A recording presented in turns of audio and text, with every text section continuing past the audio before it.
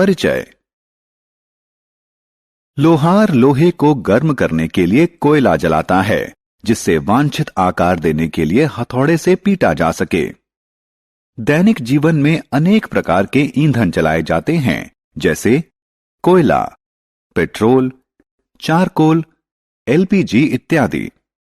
क्या आप जानते हैं कि जब इन ईंधनों को जलाया जाता है तो कौन सी रासायनिक अभिक्रिया होती है?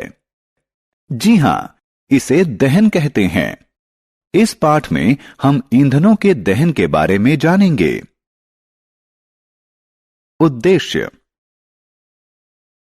इस पाठ के अंत में आप निम्न करने में सक्षम हो जाएंगे: दहन और इसके प्रकारों की व्याख्या करना, प्रज्वलन ताप को परिभाषित करना, दहन के लिए आवश्यक स्थितियों की व्याख्या करना, अग्निशामकों का वर्णन करना, दहन के प्रकारों को सूचीबद्ध करना।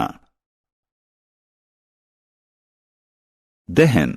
रोहन एक सरल क्रियाकलाप कर रहा है। वह ज्वाला में मैग्नीशियम की तार जला रहा है। ध्यान से देखें, मैग्नीशियम ऑक्साइड के साथ साथ ऊष्मा और प्रकाश भी निर्मित हो रहे हैं। अब जलते हुए कोयले को देखें। यह वायु में जल रहा है और कार्बन डाइऑक्साइड, ऊष्मा व प्रकाश निर्मित कर रहा है। दोनों उदाहरणों में पदार्थ वायु की ऑक्सीजन से अभिक्रिया करके ऊष्मा व प्रकाश का निर्माण करते हैं। यह प्रक्रिया दहन कहलाती है।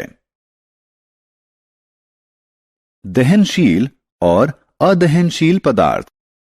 पदार्थ दो प्रकार के होते हैं। कुछ पदार्थ आग पकड़ लेते हैं और जलते हैं, जबकि कुछ पदार्थ आग नहीं पकड़ते हैं। जैसा कि आप देख सकते हैं कि यह लड़का माचिस की जलती हुई तीली को कागज और कांच के पास ला रहा है। कागज आग पकड़ लेता है और इसलिए यह दहनशील पदार्थ कहलाता है।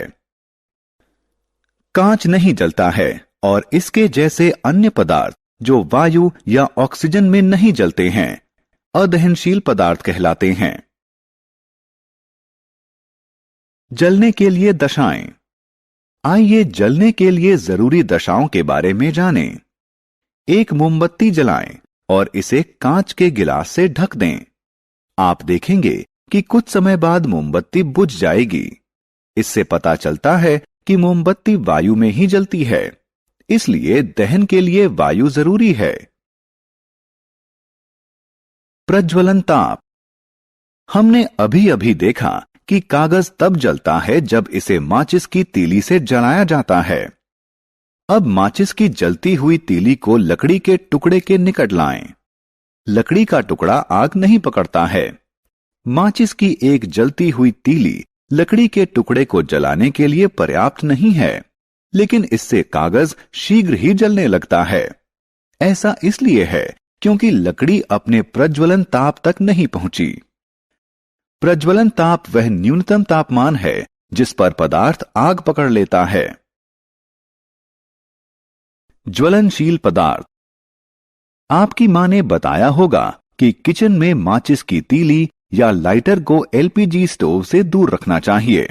ऐसा इसलिए क्योंकि एलपीजी आसानी से आग पकड़ लेती है। इसी प्रकार आपने पेट्रोल पंपों पर धूम्रपान न करें के बोर्ड अवश्य देखे होंगे। ऐसा इसलिए क्योंकि पेट्रोल भी बहुत आसानी से आग पकड़ लेता है, इसीलिए पेट्रोल पंपों पर धूम्रपान वर्जित होता है। एलपीजी व पेट्रोल जैसे पदार्थ ज्वलनशील हैं क्योंकि उनका प्रज्वलन ताप बहुत कम होता है, जिसके कारण वे शीघ्र ही सरलता से आग पकड़ लेते हैं। आग पर नियंत्रण करना। अब हम आग बुझाने के बारे में जानेंगे। आग के लिए ऑक्सीजन, ऊष्मा और ईंधन जरूरी है। हालांकि इसे इनमें से किसी भी चीज की आपूर्ति बाधित करके बुझाया जा सकता है। आपने अवश्य देखा होगा कि फायरमैन आग बुझाने के लिए आग पर जल डालता है और आग बुझ जाती है। जल दहनशील सामग्री का प्रज्वलन ताप कम करता है और वायु की आपूर्ति बाधित कर देता है। लेकिन जल बिजली के उपकरणों और तेल में लगी आग के लिए अच्छा अग्निशामक नहीं है। बिजली के उपकरणों और तेल में लगी आग के लिए अग्निशामक के रूप में कार्बन डाइऑक्साइड इस्तेमाल करना सबसे अच्छा है। कार्बन डाइऑक्साइड ऑक्सीजन की तुलना में भारी होने के कारण आग को कंबल के जैसे ढक लेती है, जिसके कारण ईंधन और ऑक्सीजन का संपर्क टूट जाता है। दहन के प्रकार। आइए अब हम दहन के प्रकारों के बारे में जानें। आप देख सकते हैं कि एक महिला किचन में भोजन पकाने के लिए एलपीजी प्रज्वलित कर रही है। एलपीजी शीघ्र जलने लगती है और भारी मात्रा में ऊष्मा देती है। इस प्रकार का दहन द्रुत दहन कहलाता है। जब सफेद फास्फोरस को कुछ समय के लिए खुली वायु में रखा जाता है तो यह आग पकड़ लेता है। इस प्रकार का दहन स्वतः दहन कहलाता है। जंगलों में लगने वाली आग और कोयले की खानों में लगने वाली आग स्वतः दहन के अन्य उदाहरण हैं।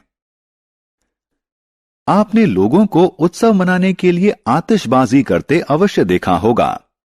क्या होता है जब पटाखा जलता है? पटाखा के जलने पर भारी मात्रा में ऊष्मा, प्रकाश और ध्वनि उत्पन्न होते हैं। इस प्रकार का दहन विस्फोट कहलाता है।